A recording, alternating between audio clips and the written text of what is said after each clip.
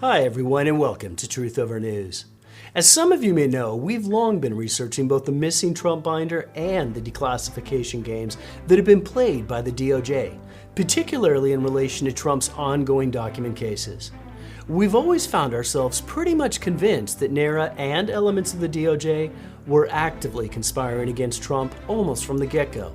But now, newly unsealed records released from Judge Eileen Cannon have cemented that viewpoint. Details from these records, along with some very interesting emails from the General Services Administration that relate to Trump's presidential move, help to provide a much larger backdrop to the story of Trump's classified documents.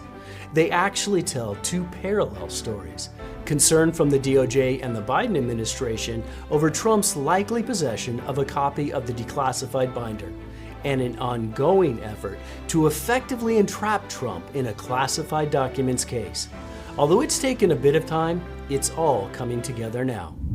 We have the DOJ's initial concerns over the release of Trump's binder, followed by deeper concerns that Trump still had a copy of the binder after the DOJ successfully clawed the official docs back.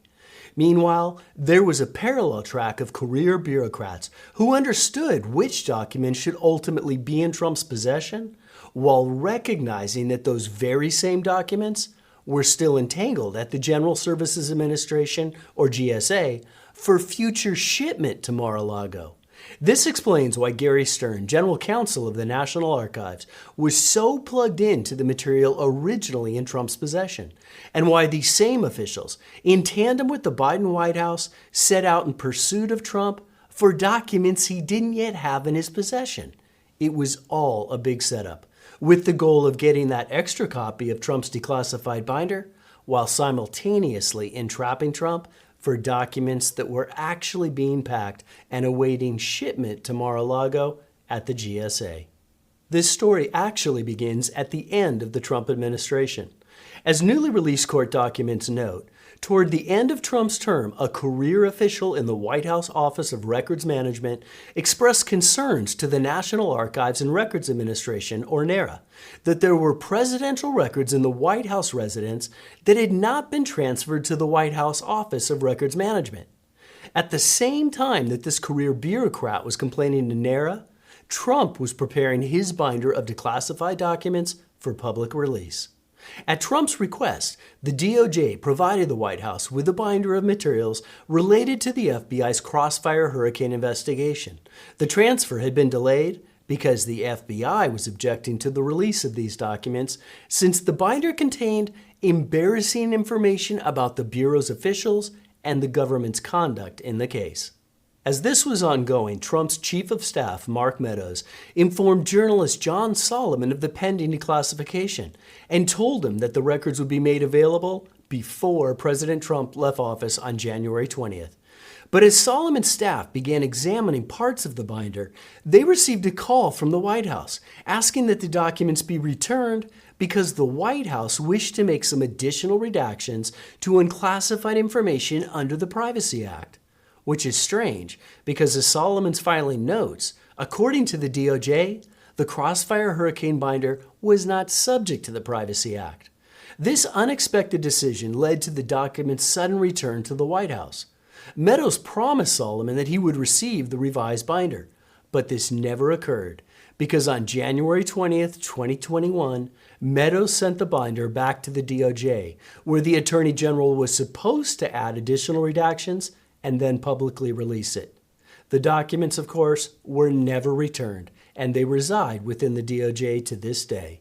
Now, it's important to note what was going on amidst all this early activity. The General Services Administration began their preparations for the move of possessions, furniture, documents, etc., from the White House back to the now former President Trump at his Mar-a-Lago residence in late January 2021. Emails documenting their activities comprise a maddening 177 pages of unexplained delays combined with a total absence of coordination. But several details do jump out. After numerous delays, a partial shipment, 2 pallets of boxes containing Trump documents, was finally sent out on September 9th. A second shipment, containing the remaining 4 pallets of documents, was inexplicably delayed until September 15th. There were also a number of delivery delays with adverse weather cited as a reason. It's all but certain that within these much delayed deliveries were the boxes of documents being demanded by NARA and others. As the GSA was dragging their feet, perhaps intentionally, NARA officials began to express concern about significant records that NARA cannot account for and requested the immediate assistance of Trump's Public Record Act representatives. NARA said these missing records included several prominent documents, such as the letter that former President Obama had left for President Trump in the Resolute desk, the letters Trump received from North Korean president, and a poster board showing the path of Hurricane Dorian that Trump had used during a televised briefing. But the letter also noted that NARA understood there to be roughly 24 boxes that had been stored in the White House residence and never transferred to NARA. These were the documents sitting at the GSA awaiting shipment to Mar-a-Lago. Despite NARA officials and others being fully aware of the GSA organized moving process, they continued to harass former members of the Trump administration for the missing documents. These same officials were also simultaneously coordinating with the Biden White House. The process began formally in June 21, although some of the same individuals were involved from the very start. In late August 2021, NARA archivist David Ferriero threatened Mark Meadows, one of Trump's Public Record Act representatives, telling Meadows he assumed that 24 boxes of records have been destroyed and that Ferriero was obligated to report it to the Hill, DOJ, and the White House. Meadows later expressed confusion over Ferriero's assertion that 24 boxes existed, as he was only aware of 12 boxes by sometime near the end of September 21. This timing is notable, as the documents that were shipped from GSA were finally delivered to Mar-a-Lago in two separate shipments, one on September 14th and the other on September 20th. It's possible that at the time of his response, Meadows did not even have possession of both shipments. During the same period, NARA Stern also began to reach out to both the DOJ and White House counsels on the supposedly missing documents. An email from Stern noted that he had informally reached out to DOJ counsel about this issue and that White House counsel is now also aware of the issue.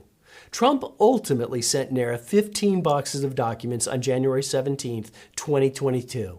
Prosecution documents claim that nearly a year after he left office and more than 6 months after NARA requested them, Trump released 15 boxes. The court document goes on to claim that although Trump knew there were dozens of boxes remaining at Mar-a-Lago, he provided no more to NARA. This statement ignores that Trump had actually taken delivery of the documents only 3.5 months earlier and needed time to sort through the massive deliveries. Trump also delivered 3 more boxes than the 12 boxes that Meadows initially believed they had. Within 24 hours of receiving the 15 boxes from Trump, NARA Stern provided an informal assessment to various officials, telling them, "We received 15 bankers' boxes and the weather map. I found several unfolded classified docs in between some of the newspapers, so I took all the boxes to the SCIF." Stern later wrote, "There are a lot of classified records." It's notable that NARA also went to great lengths to provide details of their findings to the media. The finding of classified documents gave the NARA and Biden officials exactly what they wanted: a predicate for starting an investigation of potential offenses involving public officials or arising from the discovery of classified materials. Amidst this manufactured hysteria, it remains somewhat unclear if there was even any validity to the initial claim of 24 boxes. But that claim gave NARA and DOJ officials an excuse to open an investigation and keep looking for more documents by claiming that Trump had underdelivered. According to an FBI report, on January 24, 2022, Stern and an unknown person, also from NARA, consulted with Deputy White House Counsel Jonathan Su on the Trump documents. During the consult, Su referred Stern to DOJ Deputy Attorney General Emily Loeb and Associate Deputy Attorney General David Newman. Loeb and Newman instructed Stern to refer the matter to NARA's Inspector General and the Office of the Director of National Intelligence. They also provided Stern with contact information for Jay Bratt, chief of the DOJ's National Security Division, and Corey Amundson, chief of the Public Integrity Section. Stern and the other NARA official had additional conversations with both Bratt and Amundson regarding next steps. Acting on instructions from the White House and the DOJ, NARA sent information regarding the Trump documents to NARA's Inspector General, who immediately warned the intelligence community's Inspector General that our agency just gave us a quick brief on what appears to be a very high-level potential spillage and records management issue. And so it was that on February 24, 2022, a detailed summary of the 15 boxes from Trump were forwarded by NARA to the FBI. The review listed 106 classified documents across 12 out of 15 boxes, totaling 767 pages. Interestingly, amidst all the legal maneuverings by NARA and the DOJ, Trump filed a lawsuit on March 24th, targeting Hillary Clinton and a number of other officials. Although the lawsuit was dismissed by a Bill Clinton-appointed judge, it targeted a lot of familiar names involved in the Russia collusion hoax. It also cited only public information, despite having a surprising level of detail. On June 21, 2022, Trump filed an amended complaint to his March 24th lawsuit.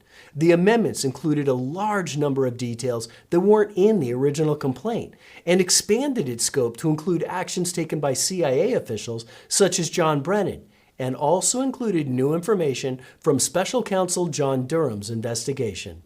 If the Biden administration wasn't worried before, they were now. On April 4, 2022, the FBI requested permission from DOJ's Jay Bratt to access the 15 Trump boxes they received from NARA.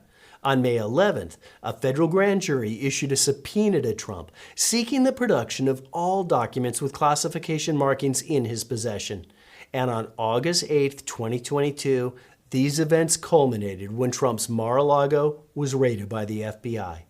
Now, as a strange side note to all of this, Trump was still trying to recover the documents that comprised his declassified binder, and many of these documents were supposedly held at NARA. On June 17th, Trump's lawyer reached out to NARA Stern, telling him that they would like to begin reviewing documents at the archives on June 21, 2022. Stern agreed to the review. But then, on June 23rd, Stern suddenly claimed the binder was not at the National Archives. It had supposedly been transferred back to the DOJ 18 months earlier. Stern said they did have a box of 2,700 undifferentiated pages of documents with varying types of classification and declassification markings.